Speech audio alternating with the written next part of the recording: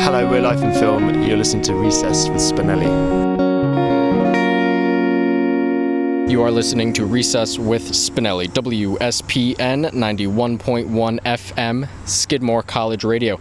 And today we are here with Life in Film, the indie rock band from London, England. Thank you so much for joining me today, guys. You're welcome. Thanks for having Pleasure us. to be here. Now, you have just released your debut album. I understand that this took quite a long time to get published. I think you guys started making this a few years ago, didn't you? It has been quite a long process, but I think for like a debut album, it was important for us to get it right, or to feel comfortable with the outcome. I guess because it's our first album, there was no sort of like, right, go away and write it and then go and record it and then release it. It was just kind of a creative sort of meandering, really. So this time around, I guess we'll probably do it in a slightly different way, where we do more focused writing rather than just playing each other's songs that we've randomly popped up, Before you decided to sit down and get the chance to actually record everything, how were you getting your music out to people, or was it just word of mouth for live performances?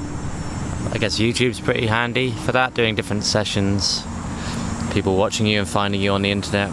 We did one session in London, which a lot of people seem to have found us through. I think, it's a strong tool if you can't release a record. It's just, that's the best thing for a band. It's free. And sometimes it's nice to just get your song out in a really basic form, just to sort of see how people respond to it in a way, because I think you never really know which of your songs are going to connect with people best, So it's quite a good process to go through before you start recording, in a way, because sometimes a song that you think will relate to people the sentiment doesn't necessarily come across as strongly as some other songs, and there's no hard and fast sort of formula for that. So it's just a question of getting songs out there, really, and seeing what people think. Now, is there a song on the record so far that you have found connects with people the most? Singles like Get Closer and Alleyway, they really connect. Also, like Anna,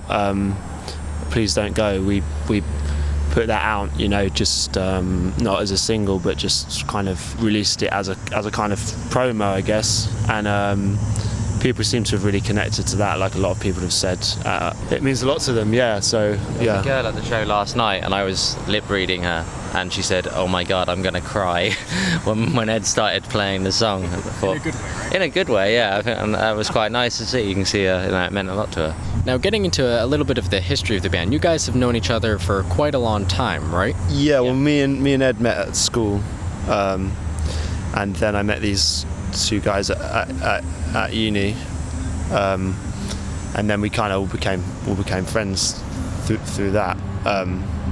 So yeah, we've been friends for a while, But I mean, we pretty quickly started playing music together because it was just a pretty obvious thing for the four of us to be doing. We had all the necessary components, and we all loved playing and listening to music. So yeah. So with the name of Life in Film, are you guys aficionados of oddball movies, or what gravitated you towards that name? Yeah, it was just kind of about just the sort of the blurred lines between what's real and kind of what isn't, and the way people perceive themselves, and the way they the sort of values that they have on things, and whether that's sort of a genuine kind of natural way of thinking, or whether it's more kind of brought on by how much stuff is kind of recorded and filmed, and sort of how people agonize over the way that they look and the way that they're perceived. So I guess it was kind of like that, but we do all our different films, yeah. Yeah, we studied film music at university together, so that was quite good, like writing scores for film, and so we had to watch a lot of films for that. Is there a band favorite film?